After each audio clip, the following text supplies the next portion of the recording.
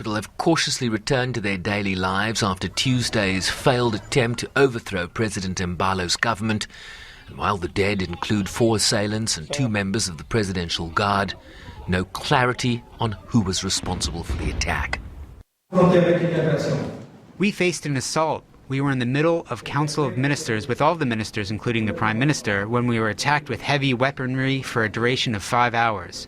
But now everything is under control. And one thing I can assure you, there is no side that is linked to this coup attempt. It is an isolated force, but also linked to people we fought. When I was elected President of the Republic, I promised to fight 2 things, corruption and drug trafficking. And this is also linked to that. And I knew what the price was, but the fight continues. The attempt in Guinea-Bissau marks the 6th coup or attempted coup in Africa in the last year. Mali, which suffered a coup in August 2020, suffered a second in May 2021.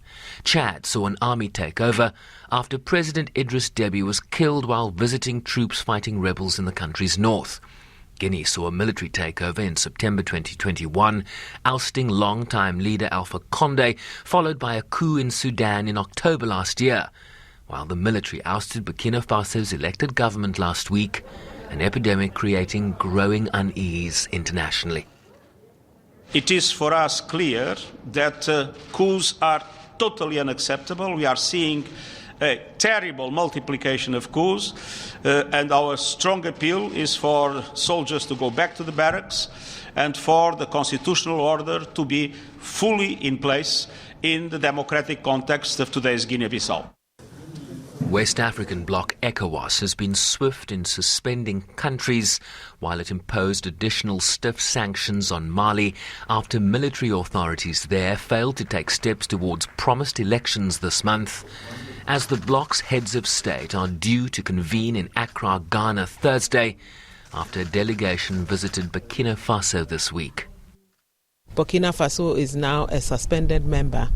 ECOWAS will still continue to work with Burkina Faso. The fight, the security situation is a situation that affects the whole of West Africa and even beyond West Africa, going towards Central Africa. And so we will not leave Burkina Faso on its own. As a confluence of militant violence, erosion of democratic gains, climate change and poverty leave the peoples of the region with limited options. Vous n'avez plus les jeunes d'aujourd'hui comme ceux d'hier. Today's young people are not like those of yesterday. Today's children have access to the internet, like the French and the Americans. Today we have to rethink democracy because democracy in the West and here is really different. We can't have one meal a day and talk about democracy. It doesn't work. So for me, what is happening in our countries is not a break. It is the model imposed on our countries that does not work. As many feel neglected by elected leaders. On the one hand, militaries in the region, known as the coup belt, feel emboldened by the popular anger against elected governments that have failed to contain militant insurgencies over the last decade that has killed thousands and displaced millions more, a situation exacerbated by poverty and corruption. On the other, you have a United Nations chief that has appealed to armies to assume their professional role in protecting their countries, warning that the values of democracy cannot depend on public opinion from one moment to the next. Sherwin Bryce-Pease, SABC News, New York.